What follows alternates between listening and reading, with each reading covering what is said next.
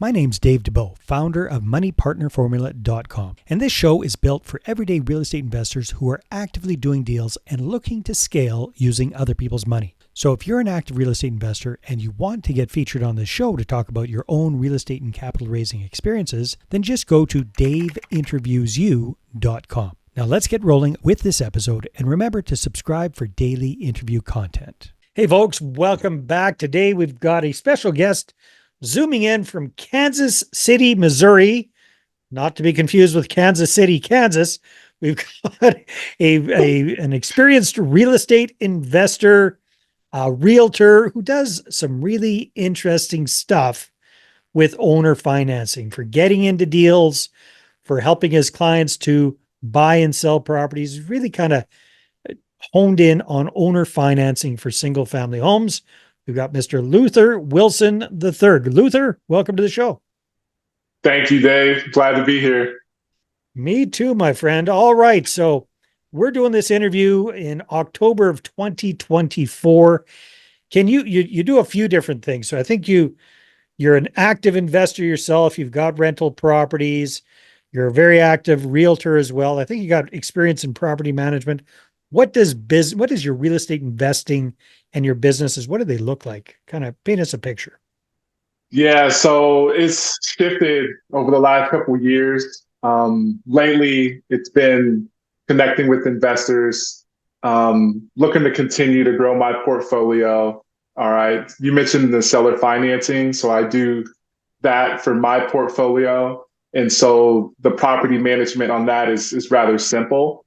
And so a lot of time lately has been spent as a realtor connecting with investors, helping them to not only find deals, but help them with their seller finance transactions. And so each week, it's lots of phone calls, several coffee appointments, couple Zoom calls type of thing. And, making sure residents pay us, making sure our bills and, such is paid as well. Yeah. Okay. Very good. So let me see if I got my head around this. So you have a portfolio of properties, but you're not a typical landlord, because if Mm-hmm. I understand correctly, most or all of these, you're actually selling them to your tenants Mm-hmm. as owner financing. So they're not even really tenants anymore. You've become the bank. Am I understanding that correctly? That's correct. Okay. So have you completely transferred title over to the buyer, or are you doing some sort of a lease to own, rent to own type idea on steroids? Kind of walk me through how that works, Luther.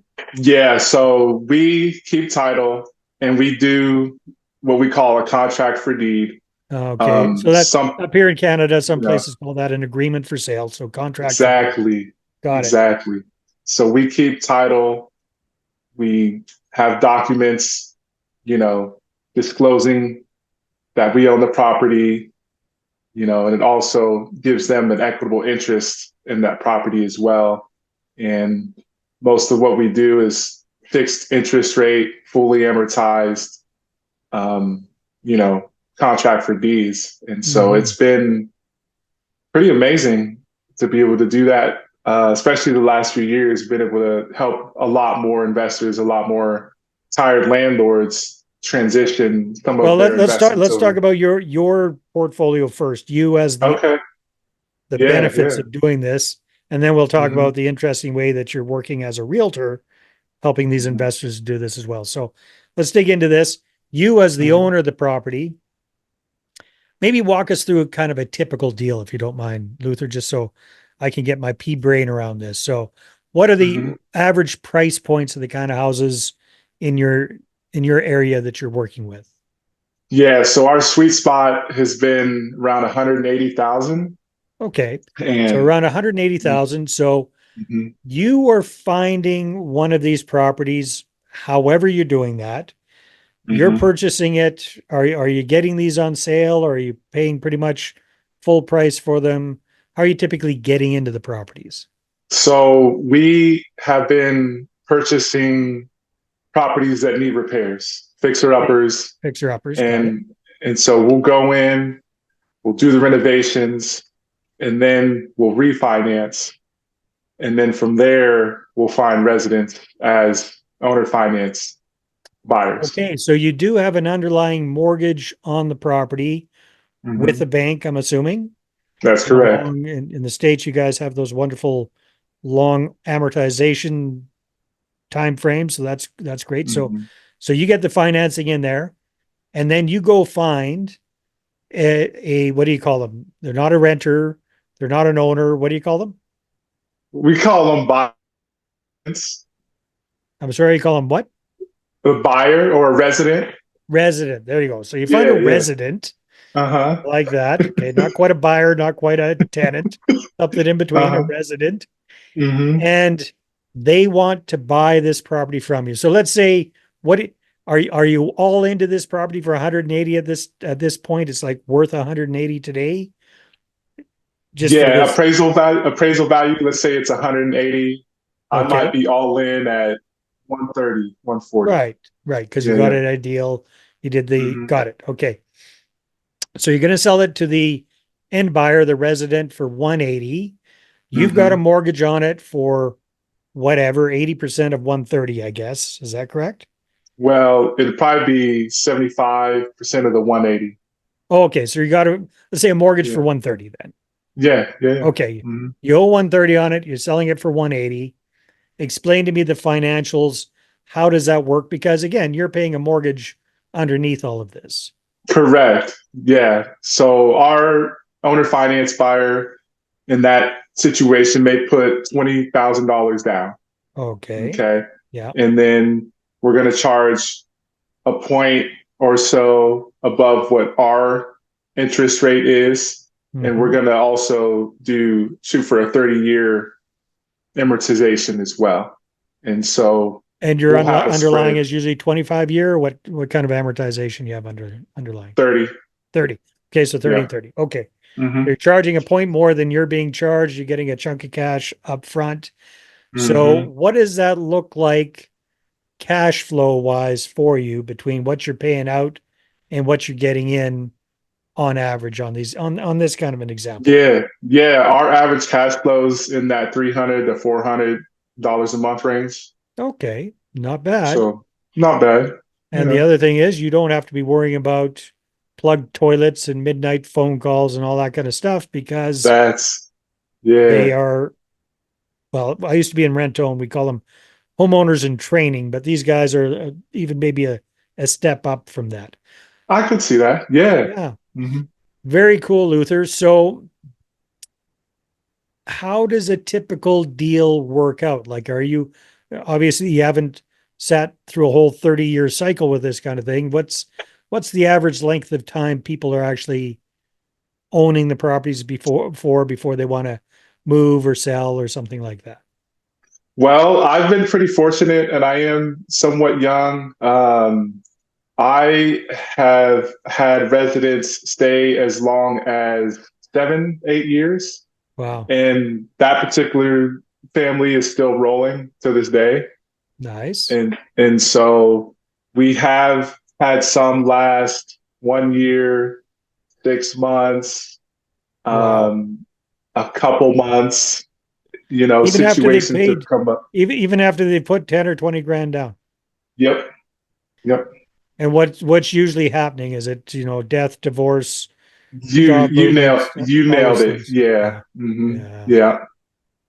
Interesting. Okay. Hmm. And in your contract for deed, does it, how does that work? If somebody needs to exit before the 30 years, hopefully not in 2 or 3 months, but let's say they're in it for 4 or 5 years, what Hmm. options do they have? Can they sell the property?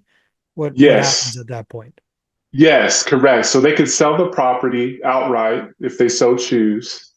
They could have someone step in where they left off and they could actually collect the down payment from them if they wanted. So essentially, it's kind of like subject to the contract for deed in that second case.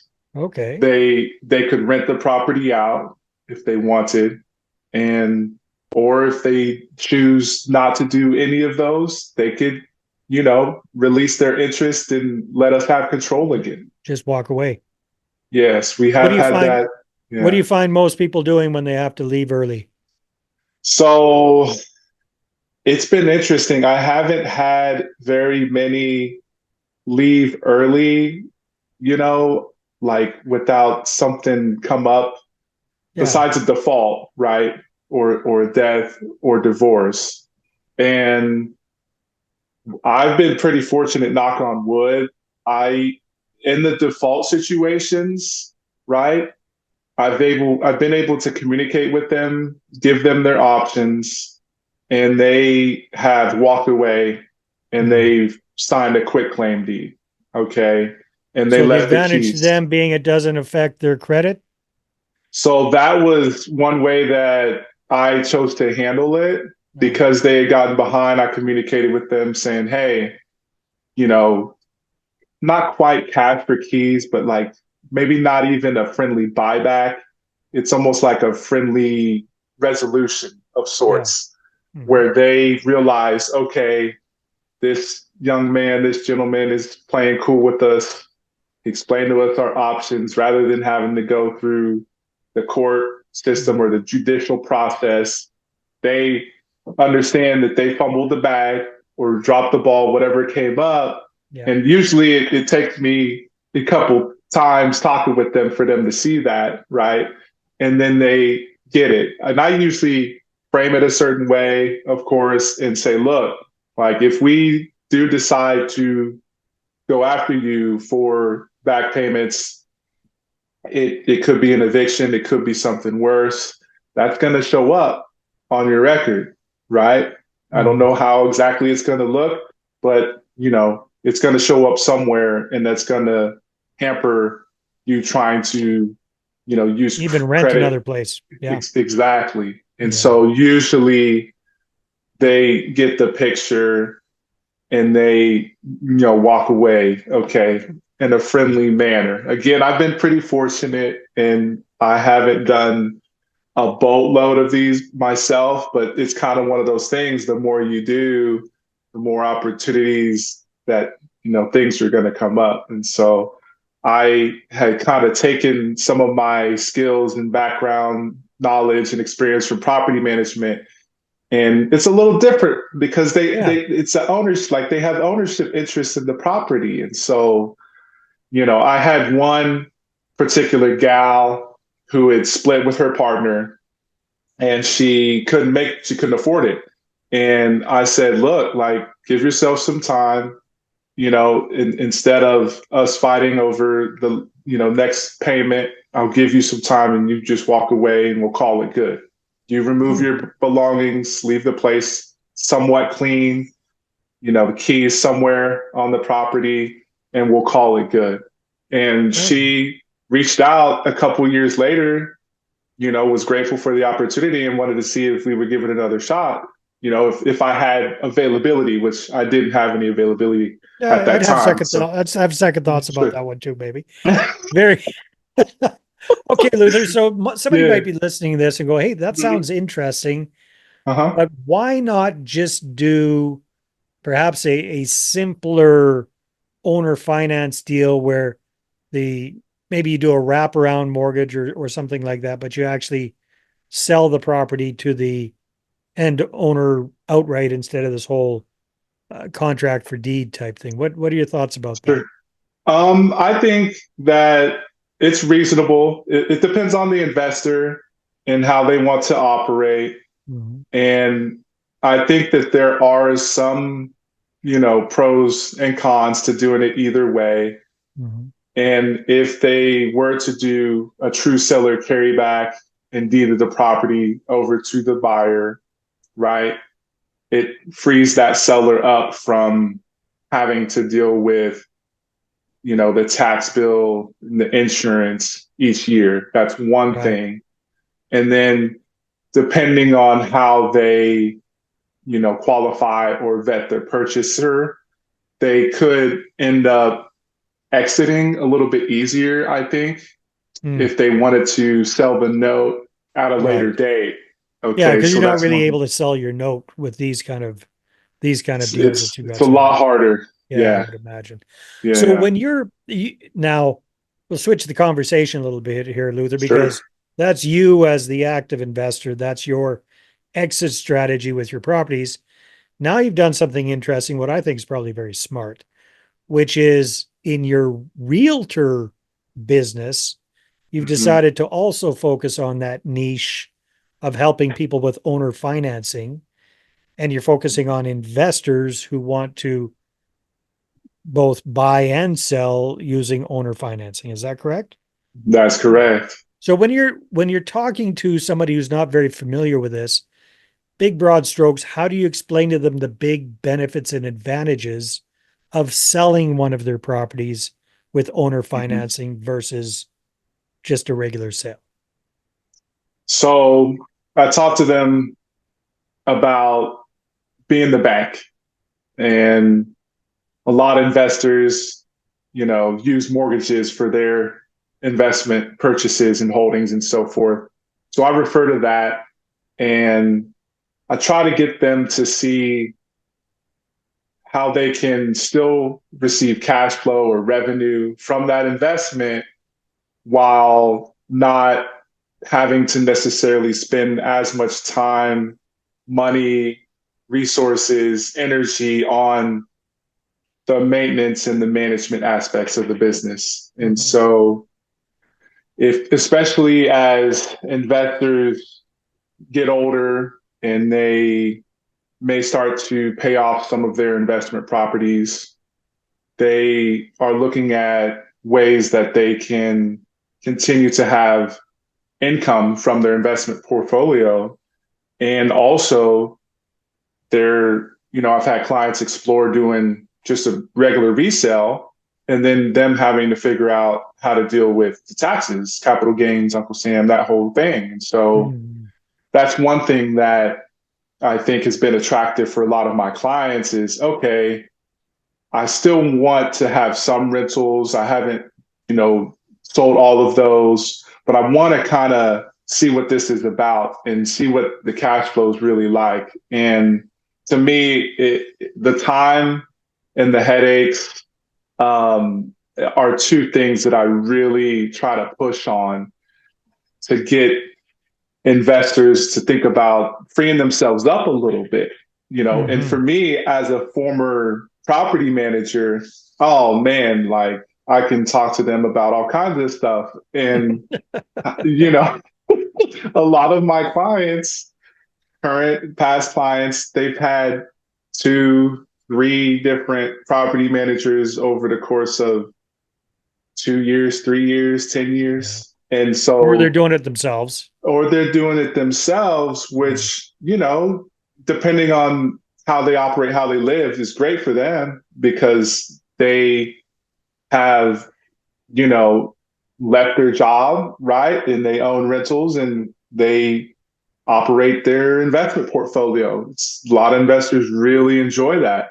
And Mm-hmm. so, but for me, I mean, my experiences with property management over the years wasn't that pleasant, and so the idea of being able to receive cash flow each month, each quarter, without having to take a maintenance call or hire a contractor to Yeah. So fix basically something. the sales pitch is kind of they get the cash flow without the headaches, Uh and they huh. also mitigate or they minimize that big tax hit from selling it all at once. Correct. Yeah. Well, that makes a lot of sense. So, is that like the major part of your realtor business is getting quote unquote listings that way, or is it Yes. listings and helping other investors to buy these owner finance properties, or are you getting mom and pop homeowners buying into these properties? Who's buying them typically? So it's mostly me helping investors or landlords sell on a note or do Got it. seller financing from there. And then I work with, on occasion, the home buyer, but I kind of have been able to outsource that in a way Mm-hmm. to other realtors who have buyers on deck who want Oh, to for buy, sure. but That haven't been I able could see to. that being very appealing. Yeah. So there's been at least three or four different agents that have brought us multiple buyers. And so it's gotten to the point where, we need more product because there's a slew of potential buyers that want to buy and do something creative, sell their carryback lease options, something like that. And so that's been my main focus. I would love to, help more investors acquire properties creatively, but I have kind of reserved that for me and select few. Yeah, you're gonna cherry pick them. I don't blame you, man. Yeah, that makes a lot of sense, Luther. So you're really focusing your realtor business on quote unquote listing these kind of properties that the owner is a landlord and investor who wants to sell it via creative financing, via owner financing, and you help them set everything up. So how do you get paid your commission if this isn't a traditional, they get all the cash upfront kind of thing? So how are you getting compensated? Yeah, great question. So that usually comes from the down payment. It'll be a percentage of the down payment that goes, half to me and then half to the buyer agent or whoever helps bring the buyer. So I do 30% of the down payment. And so hence why you're motivated to find the people with the bigger down payments, right? Exactly. And I mean, we wrapped one up yesterday and we were only asking $20,000 down and the buyer wanted to put more down. And so they offered 30 down. And so that worked out pretty well because I guess they want to pay it down faster, and the seller agreed to it, and we, reworked the numbers and got it to work. So yeah. Very nice. Well, that is awesome. Congratulations on taking what you were doing as an active investor and now applying it to your realtor business and becoming just a very, very focused niche player there. I don't think you probably have much competition. You're probably the only guy in Kansas City, Missouri doing that anyhow. So that's a really good idea, Luther. Congratulations. So as we're wrapping up here, people want to connect with you and find out more. What would you like them to do? Yeah, check me out on LinkedIn. It's Luther Wilson III. My handle is LW Realty 3 on LinkedIn. Beautiful. Luther, keep up the good work. Great chatting with you today. All right. Thanks, Dave. Appreciate you. All right. Take care. See you on the next one. Hey there. I really hope you enjoyed that episode. And as always, if you want to listen to more daily interview content, make sure you subscribe. And if you're an active real estate investor and you're doing deals and you'd like to get featured on this show, then just head over to daveinterviewyou.com. Now at moneypartnerformula.com, we help real estate investors to create a process for predictably getting capital so they can do more deals without relying on hard money lenders or the banks. We do this by building them a private capital marketing system. Now, if you want help turning yourself into a big money capital attraction machine, then book a call with our team to see how we can help. Just visit moneypartnerformula.com to find out more. All right, take care, and we'll see you on the next interview.